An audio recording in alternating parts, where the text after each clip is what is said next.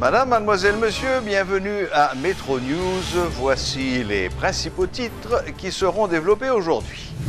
Une séance spéciale s'est tenue au Sénat ce jeudi en vue de former la commission spéciale chargée de vérifier l'authenticité des documents soumis par le Premier ministre nommé Jean-Henri Séan. Le Premier ministre nommé Jean-Henri Séan condamne les appels à la violence qui circulent sur les réseaux sociaux et notamment une vidéo ciblant le Parlement haïtien. La diplomate italienne Maria Luisa Fornara est la nouvelle représentante du Fonds des Nations Unies pour l'enfance, UNICEF, en Haïti. Madame Fornara remplace à ce poste Marc Vincent.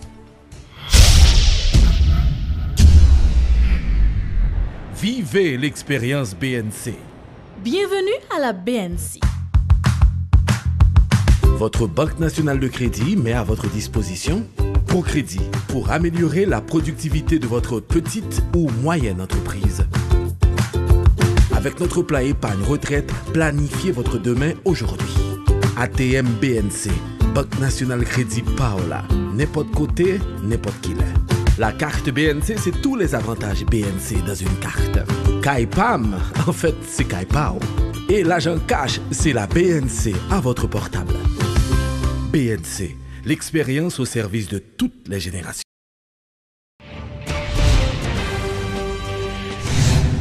Le Premier ministre nommé Jean-Henri Séan a fait le dépôt de ses pièces au Sénat ainsi qu'à la Chambre des députés vendredi dernier. Ce jeudi, une séance s'est tenue au Grand Corps en vue de former la commission spéciale chargée de vérifier l'authenticité des documents soumis. Si les pièces du Premier ministre nommé sont jugées conformes aux exigences constitutionnelles, il sera invité d'ici peu à présenter l'énoncé de sa politique générale devant l'Assemblée des sénateurs qui auront alors à voter pour ou contre cette politique générale. Passé cette étape, le Premier ministre reprendra le même processus à la Chambre basse en vue de la ratification de sa politique générale par les deux branches du Parlement. Sinon, le processus recommence à zéro. La question de la ratification du Premier ministre nommé est toujours à l'ordre du jour et certains points restent encore un peu sombres. Pour aller au fond des choses, nous avons avec nous ce soir Maître Montferrier Dorval, avocat et surtout professeur de droit constitutionnel. Bonsoir Maître Dorval. Monsieur Serge Clan, bonsoir téléspectateurs, téléspectatrices Métropole. Voilà. Télémétropole. Voilà. Maître Dorval, je crois que vous avez déclaré que cette affaire du dépôt des pièces du Premier ministre devant le Parlement était anticonstitutionnelle. Est-ce que vous pouvez développer un peu cette question? Oui, c'est anti-constitutionnel. C'est inconstitutionnel. C'est parce que pourquoi? Il y a eu un amendement de la Constitution. L'amendement, avant, dans la Constitution initiale de 87, il était prévu à l'article 137, au dernier membre de phrase, que le choix du Premier ministre devait être ratifié par les deux chambres. C'est le choix qui devait être ratifié. Il y avait une discussion. 137, ancienne version. Oui. Donc le choix devait être ratifié par les deux chambres. Et c'est le choix qui devait être ratifié. Donc on devait ratifier sur la base de l'article 157. Il fallait voir si le Premier ministre réunissait les conditions prévues par l'article 157 de la Constitution. L'amendement a supprimé le dernier membre de phrase de l'article 137. Donc maintenant, on n'est plus dans la ratification du choix du Premier ministre.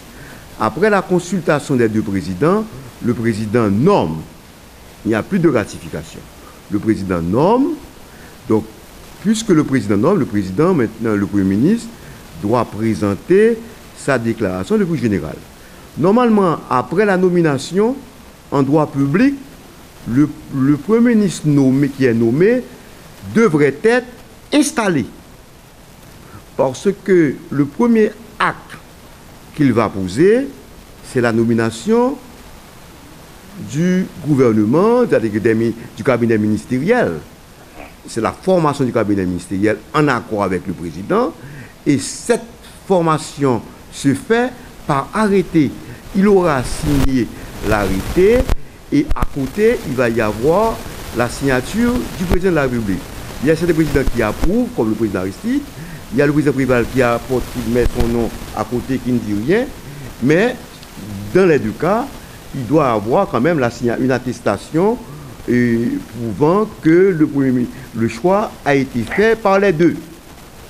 Maintenant, comment demander à un Premier ministre qui n'est pas installé, qui n'est pas encore entré en fonction, de signer son premier acte qui est la nomination des ministres?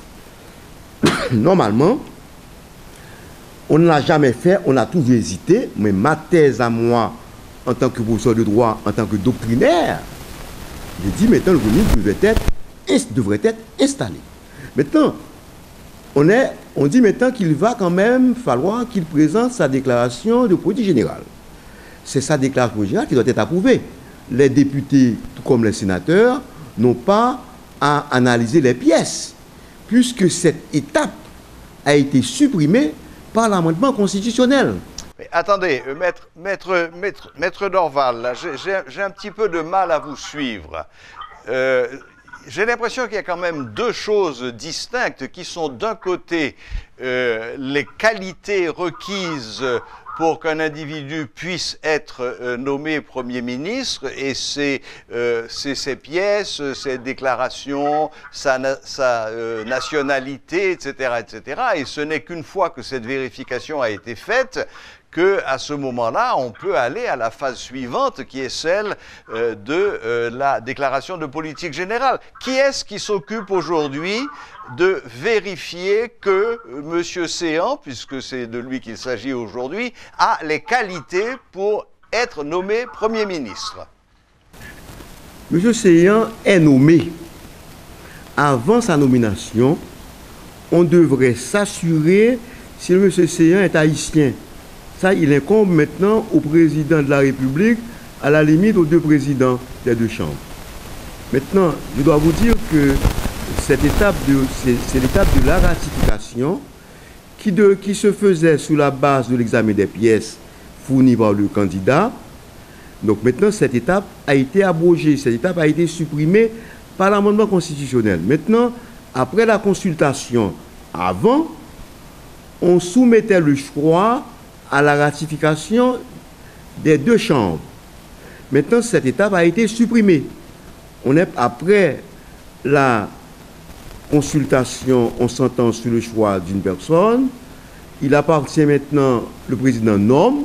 Donc on a franchi l'étape de l'examen de la qualité, si il doit être Premier ministre, de la personne, l'étape de la qualité, de la qualification de la personne, puisque le monsieur Séan est nommé. La nomination est faite sur la base de l'article 157. D'accord. Donc c'est avant la nomination. C'est avant la nomination, oui. Maître Dorval, ça signifie que on fait confiance au président de la République d'avoir fait tout ce travail de vérification et personne ne va vérifier la chose. Oui, parce que cette compétence a été enlevée aux deux chambres. Par l'amendement constitutionnel. On ne peut pas revenir en arrière. Excusez-moi d'insister un petit peu. Est-ce que le rôle, enfin un des rôles principaux du Parlement, ce n'est pas précisément de contrôler l'exécutif? Or, l'exécutif, en l'occurrence, pose un acte de grande importance, puisqu'il s'agit quand même de vérifier que le Premier ministre nommé a les qualités pour être Premier ministre nommé, et le Parlement n'aurait pas le droit d'exercer son contrôle sur cet acte éminemment important de l'exécutif? Mais c'est le Parlement, c'est l'Assemblée constituante, c'est l'Assemblée nationale constituante qui a supprimé le dernier membre de phrase de l'article 137, ancienne version. Maintenant, l'amendement a supprimé ce dernier membre de phrase. Donc c'est le Parlement lui-même qui se reconnaît incompétent pour vérifier les pièces. Le Parlement a reconnu qu'il n'avait plus compétence pour vérifier les pièces de candidats au poste de Premier ministre. Donc on fait totalement confiance au service du président de la République. Eh bien oui, c'est ça puisque vous avez supprimé. C'est comme si ces messieurs-là introduisaient aujourd'hui un amendement d'un amendement controversé qui a eu lieu. Donc c'est sur cette base que vous affirmez que la vérification des pièces par le Parlement est inconstitutionnelle. C'est inconstitutionnel.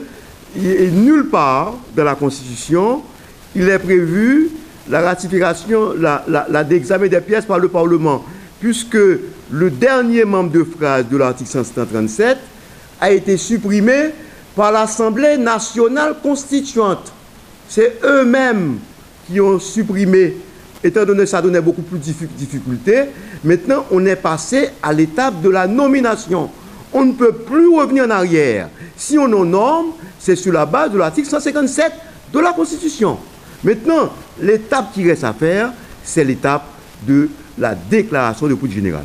Et ces messieurs sont allés trop loin, on allait encore plus loin, en demandant au Premier ministre de déposer toutes les pièces des ministres. Pour moi, c'est encore inconstitutionnel. Nulle part, ça ne s'est jamais fait. Même dans l'ancienne version de la Constitution, ce n'était pas prévu. Même dans l'amendement qui a eu lieu, ce n'est pas prévu. Je qualifie ça d'excès de pouvoir de la part des parlementaires quand ils demandent au Premier ministre de déposer toutes les pièces des ministres. D'accord. Bon, Maître Dorval, que se passerait-il si dans quelque temps on se rend compte que M. Séan lui-même ou quelques-uns de ses ministres ont une double nationalité, qu'ils ont deux passeports? Qu'est-ce qui se passerait? Il fallait, avant la nomination de M. Séan, lui demander de soumettre ses pièces. Il appartenait au président de la République et même au président de chambre lors des consultations de s'assurer que cette personne est haïtien d'origine. C'est ça avant même la nomination. Maintenant, vous l'avez nommé. Pourquoi vous l'avez nommé avant?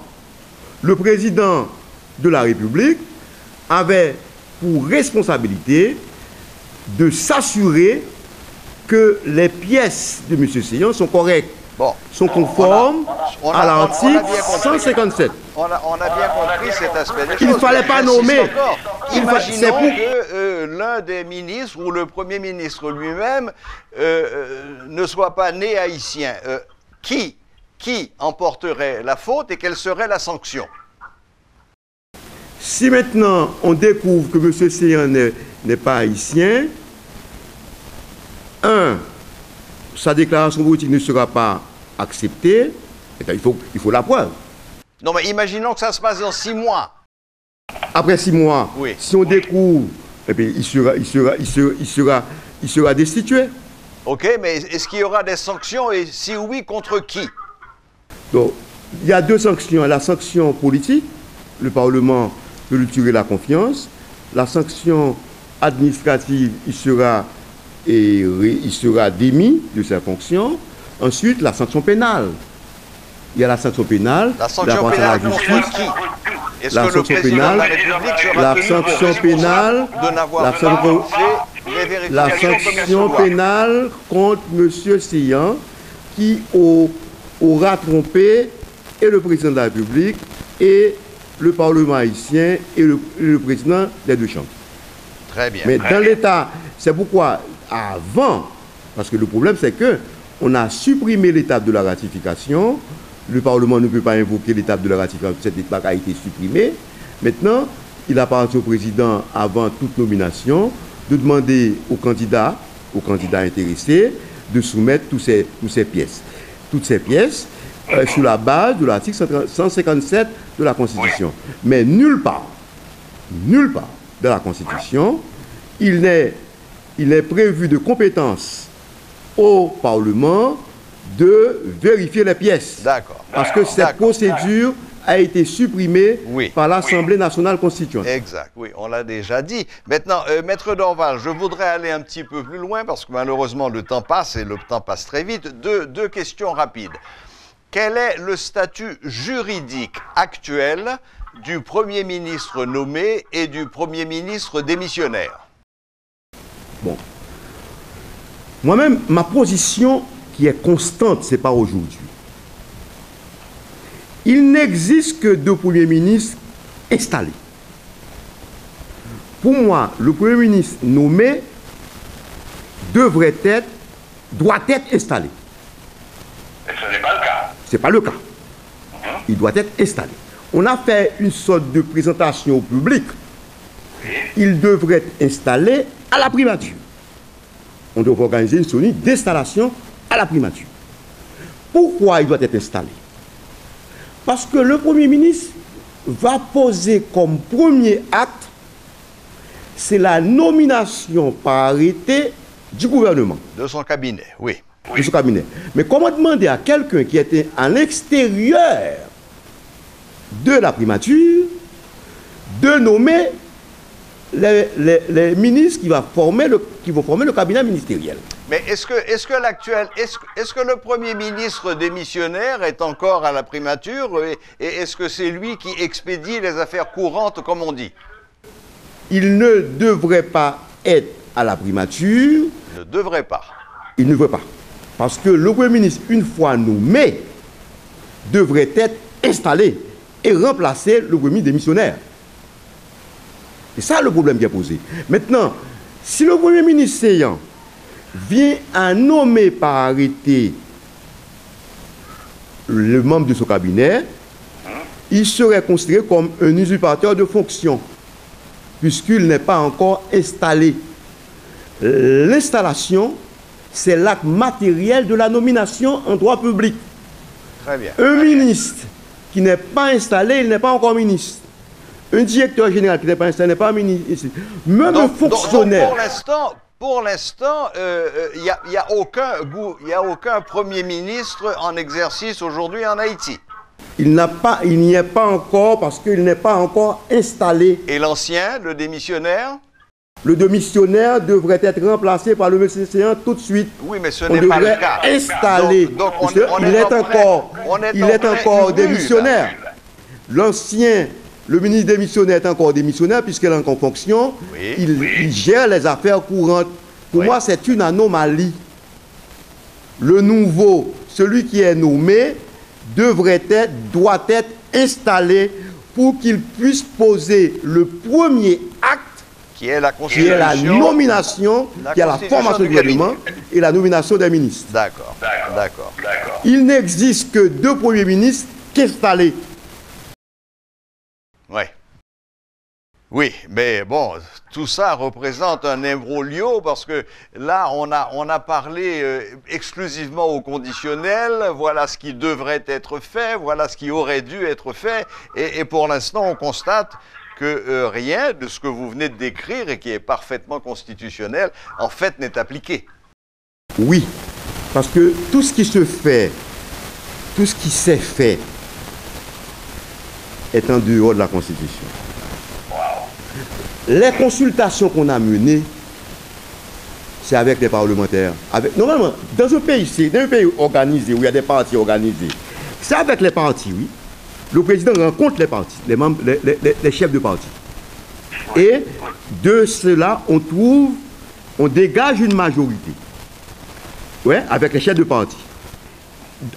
Au moment de ces rencontres-là, il y a des négociations, des partages de responsabilités. C'est normal, c'est dans tous les pays, ça se fait. Je vous soutiens, mais moyennant que j'ai obtenu en retour quelque chose des postes ministériels. Oui. Ça se fait en Allemagne tout récemment avec Angela Merkel. Avec la chancelière allemande qui a oui, c'est la même chose. Donc maintenant, c'est avec les partis politiques qu'on doit engager les négociations. Ce qu'on a constaté, on a vu que le président a passé son temps à rencontrer les gens de la société civile, à rencontrer les gens des partis qui n'ont aucune représentation au Parlement. Maintenant, le Premier ministre aura besoin d'une majorité au Parlement qui soutient le gouvernement. Maintenant, comme il n'y a pas de parti, le Premier ministre est obligé de négocier, d'en parler de faire des alliances aux députés, aux parlementaires. Parce que normalement, comme les parlementaires, la plupart d'entre eux, ne répondent pas de leur parti, ils forment des groupes et défendent des groupes. Normalement, les groupes parlementaires sont des porte-parole des partis politiques, mais ce n'est pas ce qui se fait dans la pratique. Nous sommes dans une situation où les partis ne sont pas bien organisés, où les partis ne sont pas vraiment représentés au Parlement, où on est obligé de négocier avec les parlementaires. Le Premier ministre doit avoir une majorité au Parlement capable de lui voter la confiance. Sinon, il sera cuit. La négociation qui devait être entamée par le président devrait se faire avec les parlementaires ou bien avec les chefs de parti, dans la mesure où les partis disposent d'une certaine influence sur les parlementaires. Donc on a passé un bon bout de temps, on voulait court-circuiter le Parlement, donc je pense qu'on fait fausse route. La réalité à la tête dure. Les parlementaires vont réagir. C'est ce qu'ils font actuellement. On a perdu beaucoup de temps à rencontrer des gens qui ne peuvent apporter aucun soutien politique au Premier ministre. Donc l'opposition qui doit s'exprimer, ou bien la majorité qui doit s'exprimer, c'est au Parlement. Oui. La majorité qui est elle-même aujourd'hui est un petit peu en bisbille. Mais voilà le problème. Maître Dorval. D'après vous, le gouvernement que Maître Séan va former, est-ce qu'il devrait être plus politique que technique ou plus technique que politique ou un petit mélange des deux? Il est les deux. Un petit mélange des deux. Il est les deux. Mais on a besoin, on parle de Premier ministre rassembleur, le Premier ministre ne veut pas être rassembleur. On veut tromper les gens. Le Premier ministre est dans la mêlée. D'ailleurs, il va être aux prises avec l'opposition. Il ne peut pas être rassembleur. On a besoin d'un Premier ministre qui dispose d'un projet de gouvernement, d'un programme de gouvernement pour faire marcher le pays. Il y aura toujours des oppositions au Premier ministre.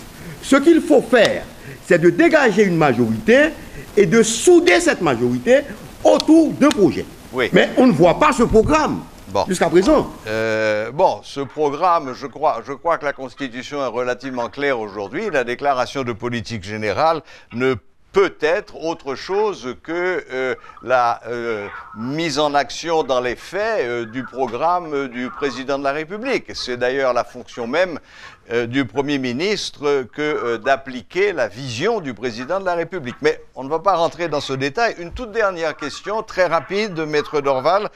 Comment comprenez-vous la phrase « En cas de vote de non-confiance, la procédure recommence » ? En cas de vote de non-confiance, le gouvernement tombe. OK. Donc c'est retour à la case départ. On retourne à la case départ. Il y a deux choix. Ou bien le gouvernement tombe, le président présente sa démission, ou bien on reconduit le Premier ministre, ou bien on nomme un nouveau Premier ministre. Non, mais comment peut-il démissionner d'un poste où il n'a pas encore été nommé? Il a été nommé, sauf qu'il n'a pas été installé. Il n'a pas été ratifié. Oui. Il n'a pas été installé. Ni installé, ni ratifié. C'est pourquoi en bon droit constitutionnel, le Premier ministre devrait être, après la nomination, devrait être installé à la primature. Oui. Nommer le Premier ministre et installer la ministre. Oui. Ensuite, le Premier ministre se présente devant le Parlement. Maintenant, en cas de vote de non-confiance, le Premier ministre gère les affaires courantes.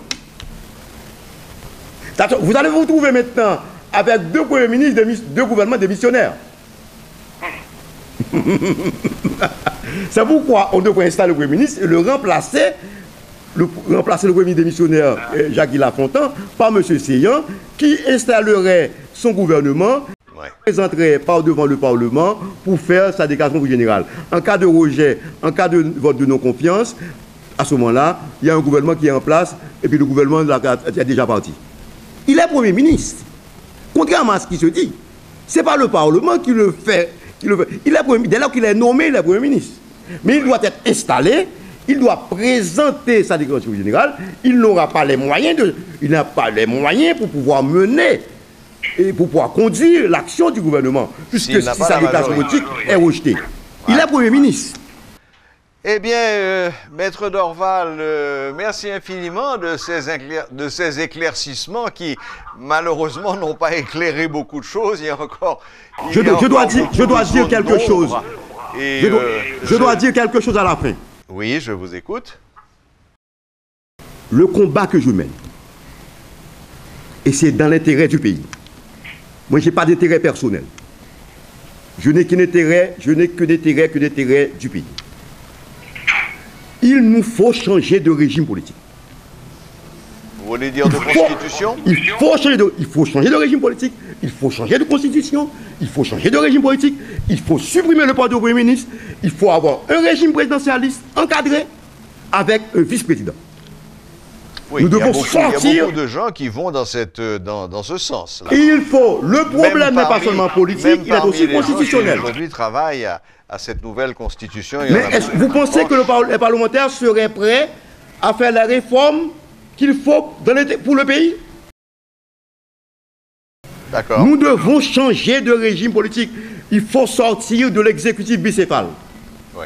Il faut en sortir de lui. Parce que le président, une fois élu, forme son gouvernement. Il ne peut pas y avoir de premier ministre de cohabitation, contrairement à ce qu'il se dit.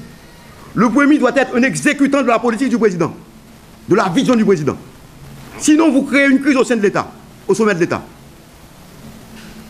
Nous devons changer de constitution. Il faut une autre constitution pour Haïti.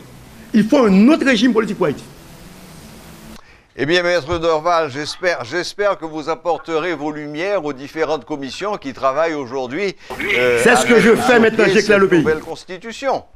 C'est ce que je fais maintenant en parlant sur votre chaîne, en éclairant le pays. Ça fait longtemps que je pose le problème, il nous faut un autre régime politique.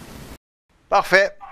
Merci infiniment, Maître Dorval, pour tous ces éclaircissements et bonne fin de soirée. Merci beaucoup, ça a été un plaisir. Voilà, c'était Maître Montferrier Dorval, avocat et également professeur de droit constitutionnel.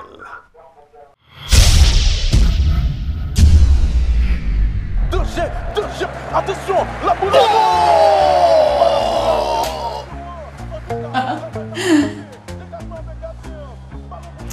Wow, merci. C'est très aimable. Chérie, avec qui sont parlé là? La banque chérie, le service à la clientèle. Et puis tout sourire ça? Oui, je parle de monsieur là qui est vraiment gentil. Gentil? Fais ballon. Ça c'est l'application BUH là. Il est très moderne, efficace, libre accès à tout ce qu'on a besoin de faire dans la banque là. Donc on n'a pas besoin de parler de ça personne dans le téléphone. Qui est ça? C'est moi qui travaille BUH à boss. Non monsieur, je suis livreur. Waouh! Nouveau catapus BUH ça. Merci! Allons BUH ça. Depuis là gros produit, c'est que c'est équipement qui fait gol. Oh oui chérie, c'est ma nouvelle cote à puce. Qu'on y a me sentir plus en sécurité. Caïdo boss. Avec un service à la clientèle qui a une bonne stratégie, une nouvelle application mobile qui trace sous la balle et un Mastercard qui fait regarder belle goal, là où c'est client BUH ou déjà champion. Ma maman dit que si je bois mon lait Gloria tous les jours, je vais pouvoir faire mes devoirs plus vite. Si je fais mes devoirs plus vite, je vais pouvoir m'entraîner plus au football. Si je m'entraîne plus au football, je vais pouvoir jouer mieux. Si je joue mieux, j'arriverai un jour à jouer dans une grande équipe. Si je joue dans une grande équipe, un jour je serai le meilleur joueur du monde. C'est pourquoi je bois mon lait Gloria tous les jours. Le lait Gloria contient les éléments essentiels pour l'apprentissage, le système immunitaire et la croissance de vos enfants. Finalement, j'ai trouvé mon lait. Et 2 ou 3 fois, alors à ce moment-là, il peut tirer les conséquences politiques de ce rejet et retirer sa candidature. Mais on n'est pas obligé de nommer quelqu'un d'autre. Donc il est clair pour vous, Jean-Michel, que le processus n'est pas imposé. Il recommence au niveau de la rédaction de la déclaration de politique générale. C'est bien ça? Tout à fait, puisque la première étape de la Constitution originale a été supprimée. Il ne reste que cette deuxième étape. Le fameux article 137. Tout à fait. Georges Michel, comment comprenez-vous le rôle joué actuellement par le Parlement ou par certains parlementaires? Il y a des parlementaires qui sont sérieux et respectables et qui veulent débloquer le pays. Il y a d'autres parlementaires qui veulent rechercher de l'argent et des avantages personnels. Ceux-là tiennent le pays en otage et ils doivent être condamnés à cause de leur comportement. Cependant, ce sont des élus de la nation et ils sont obligés de jouir du respect de la société parce qu'ils sont le fruit du suffrage populaire. Cependant, le comportement de certains de ces parlementaires est absolument condamnable. On n'a pas besoin de s'étendre dessus. Mais j'avais soulevé cette question tout à l'heure avec un autre invité qui est Maître Montferrier d'Orval, professeur de droit constitutionnel. Pour lui, il est normal, et cela dans toutes les démocraties, même les plus grandes démocraties européennes, que le Premier ministre nommé ou ratifié négocie avec les partis politiques. On a même évoqué le cas de Angela Merkel qui a dû négocier pendant des mois et des mois avant d'arriver à constituer un gouvernement, et c'était des négociations féroces. C'était des négociations politiques. Ceci est normal, ceci est sain dans une démocratie. Mais un député ou un sénateur ne peut pas dire au Premier ministre « tu me donnes 50 000 $ ou 60 000 $ pour que je te ratifie ». C'est inacceptable. Oui, évidemment. Je reviens sur une autre question que j'ai eu à débattre avec le professeur d'Orval pour avoir votre avis sur la question. D'après vous, aujourd'hui, quel est le statut légal, quel est le statut juridique du Premier ministre nommé et du Premier ministre démissionnaire? Le Premier ministre démissionnaire continue à expédier les affaires courantes. C'est qu'à l'heure actuelle, il n'y a pas de Premier ministre. Non, il y en a un, c'est Jacques Guy Lafontaine. N'a été ni installé ni ratifié et que l'autre n'est là que pour expédier les affaires courantes. Quelle est votre opinion? Le Premier ministre en poste, c'est Jacques Guy Lafontaine. Il est démissionnaire, mais il expédie les affaires courantes et il ne peut pas y avoir de vide dans l'État. Et l'autre n'est pas encore en fonction, n'a pas été encore intronisé, investi dans ses fonctions de Premier ministre. Donc voici la situation. L'un est Premier ministre désigné en cours de ratification, l'autre est Premier ministre démissionnaire qui fait fonctionner la machine de l'État et qui expédie les affaires courantes. Et il y a beaucoup d'affaires courantes à expédier. Une dernière question, Georges Michel. Il y a plusieurs commissions qui se penchent aujourd'hui sur la Constitution.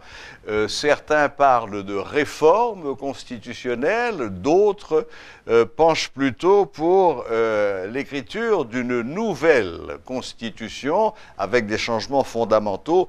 J'ai entendu plusieurs personnes donner l'avis qu'il faudrait supprimer le poste de Premier ministre et en venir à un système à l'américaine où il y aurait un président et son colistier comme vice-président. Quelle est votre opinion sur cette question? Le vice-président est une mauvaise chose en Haïti parce que, comme disait l'ancien ministre François Gérard Sénoël, ce serait le premier conspirateur qui n'aurait qu'une seule chose en tête, comploter pour renverser le président. On accuse le président Lyndon Johnson d'avoir comploté pour assassiner le président Kennedy. Il y a beaucoup de livres sur l'Internet qui parlent de cela. Et ceci n'a pas été prouvé, mais l'accusation a été lancée et elle demeure encore contre le président Johnson quand il était vice-président. Ensuite, si vous regardez sur Wikipédia, il y a à peu près une soixantaine de pays qui ont des vice-présidents. Si vous analysez les fonctions de ces vice-présidents, ils n'ont strictement rien à faire. En République dominicaine, le vice-président se tourne les pouces, il n'a aucun pouvoir. Aux États-Unis, il a des pouvoirs coutumiers, c'est une sorte de conseiller du président de la République, c'est tout. Mais il n'a aucun pouvoir propre. Donald Trump donne à Mike Pence les pouvoirs qu'il veut. Et si nous retournons à un système américain, nous allons retourner dans une dictature féroce assez rapidement. Regardez comment M. Donald Trump essaie d'établir sa dictature aux États-Unis. Regardez ce pays qui a une tradition démocratique, qui est en train de subir les fantaisies du président Trump. Allez voir en Haïti. Le Premier ministre est un maillon important. Il porte la responsabilité politique de la réussite ou de l'échec du gouvernement. S'il n'y avait pas de Premier ministre, ce ne serait pas Jacques Guy Lafontaine qu'on serait en train de changer actuellement, mais bien Jovenel Moïse. Nous changerons de président comme on change de chemise. Et les présidents vont durcir leur pouvoir. Nous aurons le régime de Erdogan en Turquie qui a supprimé le poste de Premier ministre. Vous voyez la belle dictature qui se prépare en Turquie. Je crois que ces gens qui parlent de réforme de constitution, de nouvelle constitution, veulent lancer le pays dans une nouvelle aventure. Ce n'est pas suffisant qu'il y ait eu une fraude à la constitution du pays en 2011-2012, que M. Préval ait travaillé activement pour cette fraude et que M. Martelly se soit mis lui aussi à la tête des fraudeurs. Nous allons vers une aventure. Si on va dans cette direction, le pays en sera ébranlé pour 70 ans. Bon, cela dit, il y a quand même le contre-exemple de la France avec le couple Macron-Édouard Philippe, qui marche bien apparemment. Ce n'est pas une référence. Macron est un accident de l'histoire, Édouard Philippe était un parfait inconnu qui a surgi de nulle part. Il ne fait pas partie de la classe politique. On a torpillé François Fillon pour l'empêcher d'arriver au pouvoir et les Français sont dans une aventure et ils ne se rendent même pas compte de ça. Vous n'avez qu'à voir l'affaire Benalla et ce qui est un scandale dans une grande démocratie comme la France. Le président Macron n'a qu'un an et demi au pouvoir et il n'est pas encore sorti de l'auberge. Il n'a pas encore délivré. D'accord, Georges Michel. Une dernière question, rapidement. Si vous aviez l'occasion de glisser quelques mots à l'oreille du Premier ministre nommé, Maître Jean-Henri Séan, qu'est-ce que vous lui diriez? Je lui dirais ceci: Jean-Henri, débrouille-toi pour te faire ratifier. Et les parlementaires ont pour devoir de ratifier Séan, ou s'ils ont quelque chose contre Séan, de demander au président de nommer quelqu'un d'autre. Mais ils n'ont pas le droit de tenir le pays en otage, en crise gouvernementale, comme nous nous trouvons actuellement dans une crise gouvernementale, qui n'a pas encore duré assez, ça fait un mois que ça dure, mais ça peut être très long. La Belgique est restée plus d'1 an sans gouvernement. Nous n'avons pas besoin de cela.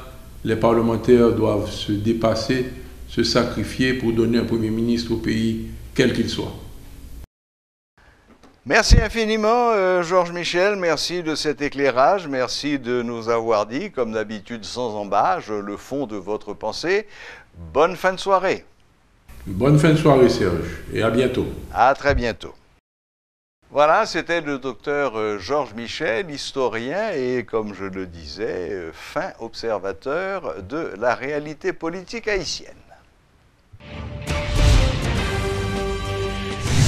Le Premier ministre nommé Jean-Henri Séan a condamné les appels à la violence qui circulent sur les réseaux sociaux et notamment une vidéo ciblant le Parlement haïtien. Dans une note, le notaire a pris ses distances par rapport à ces menaces. Le secteur populaire haïtien estime que le Premier ministre nommé Jean-Henri Séan est l'homme qu'il faut pour sortir le pays de sa crise. Le notaire de 61 ans est connu sur la scène politique haïtienne et a l'expérience qu'il faut pour dialoguer avec tous les secteurs de la vie nationale, affirme cette structure politique qui appelle toutefois les parlementaires à assumer leurs responsabilités. Nous-mêmes dans le secteur populaire haïtien proche président Préval là, nous demandons parlementaires suspendre fait dilatoire, suspendre ouais poche au seulement. Prends responsabilité nous pour une fois nous respecter votre moun parce que si 7 juillet c'était bip là, faites attention pour appel là pas arriver tout de suite. Dans ce sens ça, secteur populaire haïtien proche président Préval là appuyer Maître Jean-Henri Séan comme Premier ministre pays. Un politicien, un modéré, un rassemblé, un nèg qui sorti dans la matrice peuple là et qui compte souffrance peuple là. N'a dit parlementaire pays a pas qu'à kembe encore. Fait presser pour pita pas pitris. Créole parler.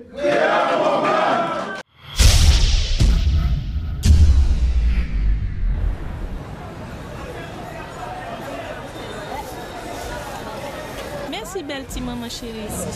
Bonne journée.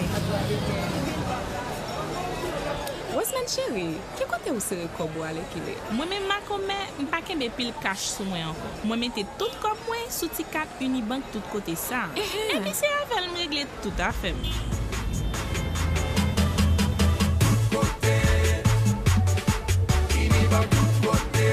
Hey, comme t'as pensé à le faire une tout? Ah, chérie, pourquoi ouvrir canet Unibank tout côté par ou avec 100 gouttes de dépôt seulement?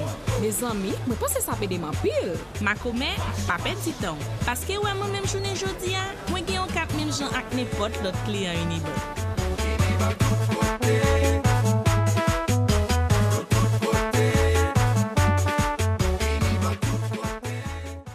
Maman?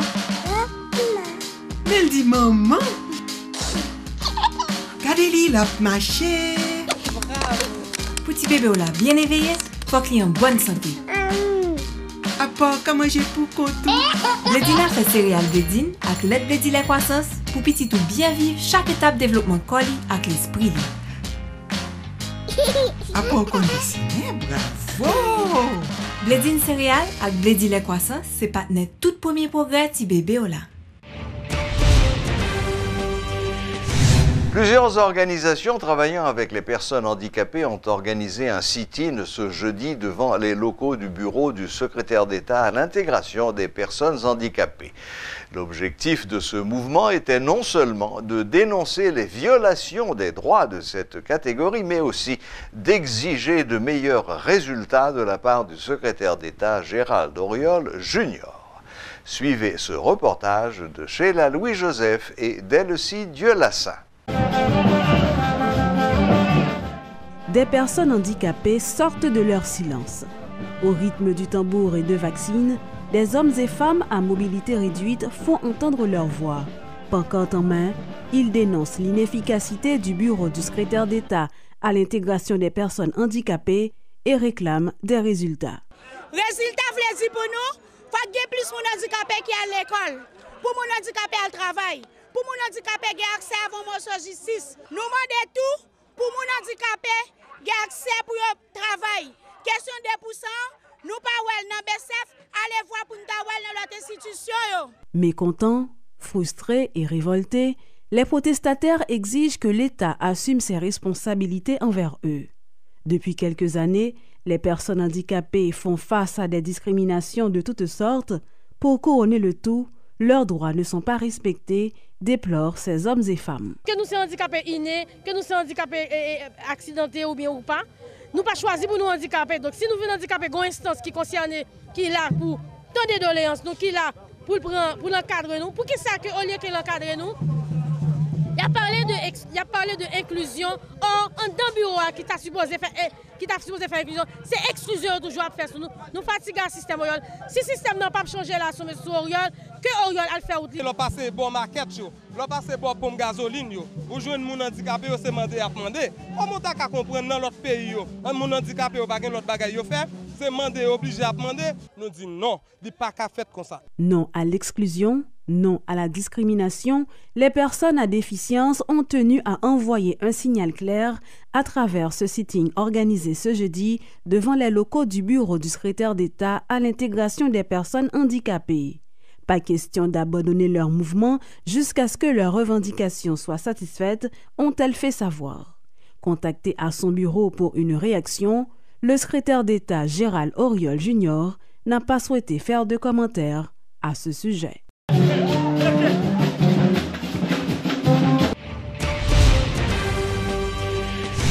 Le parti Tête Ensemble pour le sauvetage haïtien a tenu son Assemblée nationale le mardi 19 août dernier. Lors de cet événement, le coordonnateur, M. Audin-Fils Bernadel, a présenté son parti comme une alternative pour faire de la politique autrement. Construire un nouveau leadership. Leadership qui n'a pas parlé, Il ne s'agit pas de leadership transactionnel. Trop longtemps, le type de leadership qui a dégagé dans le pays, c'est le leadership transactionnel. Il y a des gens qui font des partis politiques pour faire transaction avec elle, pour faire boutique avec elle, pour que moyen de financement en main. Nous-mêmes, nous disons non. Nous voulons faire politique là autrement. Le leadership qui n'a pas parlé là. Son leadership transformationnel. Connaît que nous-mêmes, on est ensemble, nous faisons formation pour les membres. Nous sensibilisons les membres. Et nous faisons reconnaître qu'ils appartiennent à un pays. Donc la notion d'appartenance, c'est que nous n'avons pas qu'à développer pile en ensemble. Donc, si nous avons besoin, nous avons l'autre type de leadership. En leadership, nous avons besoin des mentors, c'est ça nous avons besoin. Des gens qui avaient nous. Ils sont meneurs, mais en tant que meneurs là, sont gens qui travaillent pour la transformation de l'être humain. Le Fonds des Nations Unies pour l'enfance, UNICEF, annonce la nomination de la diplomate italienne Mme Maria Luisa Fornara comme sa nouvelle représentante en Haïti. Maria Luisa Fornara était représentante adjointe de l'UNICEF en Tunisie et en Serbie. Elle a été chargée de programme au Programme des Nations Unies pour le développement, le PNUD, consultante pour la Banque mondiale au Liban et chercheuse à l'Institut interrégional de recherche des Nations Unies sur la criminalité et la justice. Entre 2009 et 2015, en tant que représentante d'UNICEF en Tunisie, elle a contribué à concentrer les efforts nationaux sur les politiques publiques de promotion et de protection des droits des enfants tunisiens. Arrivée en Haïti le 2 août 2018, après 3 ans de service en tant que représentante de l'UNICEF au Pérou, Mme Fornara remplace Marc Vincent. Maria Luisa Fornara est titulaire d'un master en sciences sociales de l'École des hautes études à Paris, 94, d'un diplôme en politique publique et promotion des droits de l'enfant de l'Université de Maastricht en Hollande, 2007, et a terminé des études et des spécialisations en Policy Management à Oxford et à l'Institut de la Banque mondiale. Lancement ce jeudi d'un projet de sensibilisation et de mobilisation communautaire sur la violence sexuelle basée sur le genre. Une initiative du Gouvernance Group en partenariat avec le ministère à la condition féminine et aux droits de la femme et la mission des Nations Unies pour l'appui à la justice en Haïti, MINUJUST. Gouvernance Group entend, dans le cadre de ce projet, contribuer à la réduction de la violence sexuelle et basée sur le genre par la mobilisation communautaire et de déployer auprès des acteurs communautaires et étatiques, selon le ministre Eunide Innocent. Jodi nous dit que c'est un phénomène qui tend à généraliser. C'est ça qui fait nous dit que faut gagner une grosse campagne de sensibilisation, d'éducation, de mobilisation, que justement pour ça répondre dans deux aspects là, sensibilisation, mobilisation. Parce que quand pile monde dans la société qui a subi violence, yo pas connaît si c'est violence liée. Ouais, c'est ça que fait nous-mêmes nous là comme l'État, c'est rôle nous, non seulement pour nous sensibiliser pour leur subir violence, pour nous connaître qui ça lié, et puis tout c'est accompagner et puis c'est prendre des mesures pour nous freiner aspect ça. Li aller vers tous les deux, li aller vers les femmes et li aller vers les filles. Ça pire là c'est le petit monde yo. Le petit monde petit ça va subir violence pas jamais connaît. C'est ça qui est très important, nous fait approche là sur le plan communautaire parce que dans la caillou comme on voulait pour un petit monde, une petite fille qui a 4 5 6 ans, 8 ans que c'est papa cap violer. Si moun n'a pas connaît, il pas sensibilisé. Et sensibilisation ça n'a fait. Nous pas faire seulement avec mesdames yo, mais nous faire avec monsieur auto. Pour yo cap connaître que fille c'est partenaire yo que yo pas un être qui plus faible. J'en voulais faire comprendre dans tout, vraiment comprendre, yo pas doit subir violence parce que yo c'est deux êtres à part entière qui appelés à collaborer et à avancer ensemble.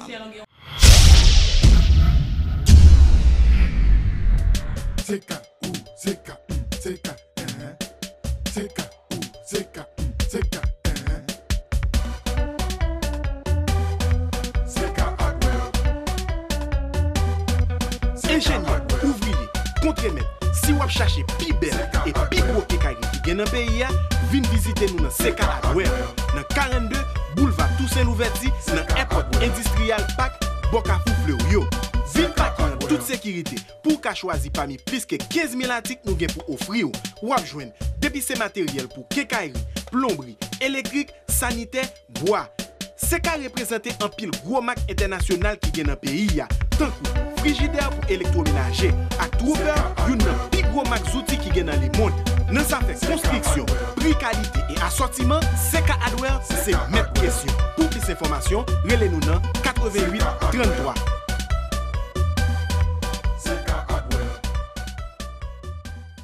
Formation tout le monde.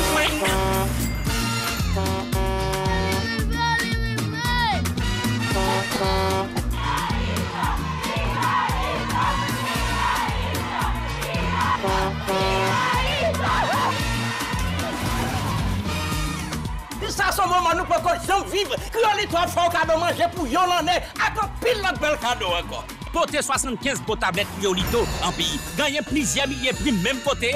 Tout petit gâté, yo gagne cadeau. Remettre pour tablette yo en pays. Ou va gagner quand même yon cadeau. Mais talent, bien plus toujours. Si vous arrivez former manger à Criolito, ou va gagner manger pour yon l'année. Suivre Criolito bien, oui. Là-bas, ou manger pour yon l'année. Tout petit gâté, yo bien cadeau, sans tirage.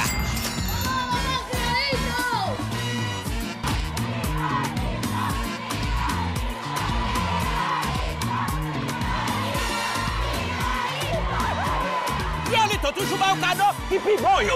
Même cadeau Criolito yo, le cas de fait ou là. Formation tout le monde. Voilà, la boucle est bouclée. Merci de votre fidélité et à la prochaine, même heure, même chaîne.